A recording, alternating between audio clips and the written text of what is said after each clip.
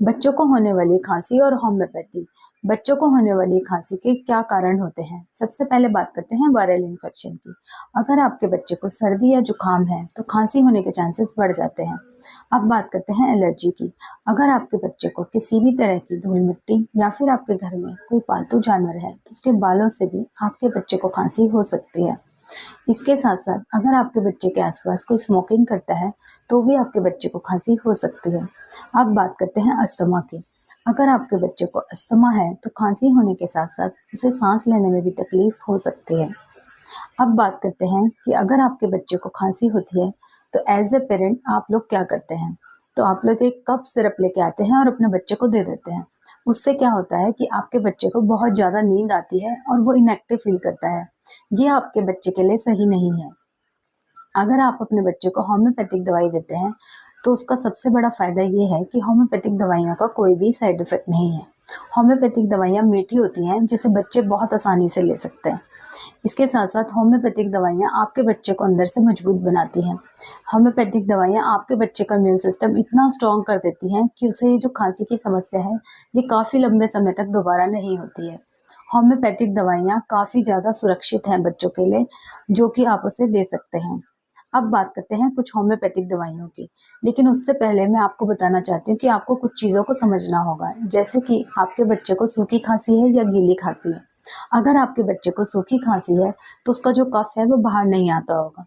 अगर आपके बच्चे को गीली खाँसी है, तो उसका जो कफ है वो बाहर आता होगा। इसके साथ-साथ आपको ये भी ध्यान रखना है कि जो आपका बच्चा है, उसे खाँसी के टाइम उल्टी की महसूस होती है या फिर उसे सर दर्द की समस्या तो नहीं है। आपके बच्चे को जो ये खाँसी है वो रात के समय तो नहीं बढ़ जाती है या फिर उसे जो खाँसी है ये ठंडी हवा से होती है या फिर ठंडा पानी पीने के बाद उसे वो खाँसी होती है। ये बहुत छोटी-छोटी चीज़ें हैं लेकिन आपको इन सारी चीज़ों को ध्यान में रखना है। जब आप इन सारी चीज़ों का ध्यान रखते हैं तो आपके बच्चे को एक सही होम्योपैथिक दवाई दी जा सकती है। अब मैं आपको कुछ होम्योपैथिक दवाइयाँ बताऊँगी जो कि आप अपने बच्चे को दे सकते हैं। सबसे पहले बात करते हैं कि अगर आपके बच्चे को सूखी और दर्द भरी खांसी है, खास करके जब आपके बच्चे का गला सूखा हो और उसे प्यास अधिक लगती हो, तो फिर आप अपने बच्चे को ब्राइनिया एल्बा होम्योपैथिक मेडिसिन दे सकते हैं।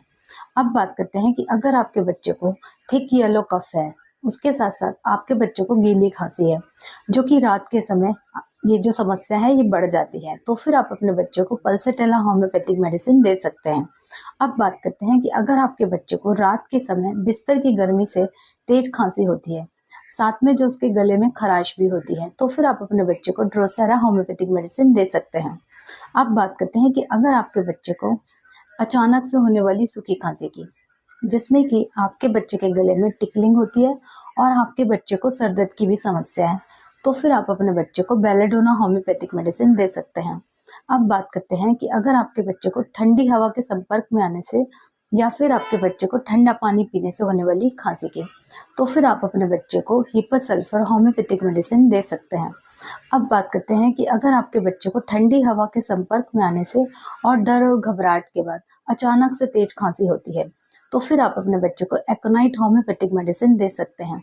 इसके साथ-साथ अगर आपके बच्चे को लगातार सूखी खांसी होती है, जिसमें कि उसे उल्टी जैसा महसूस होता है, तो फिर आप अपने बच्चे को इपेक्केक्वाना होम्योपैथिक मेडिसिन दे सकते हैं।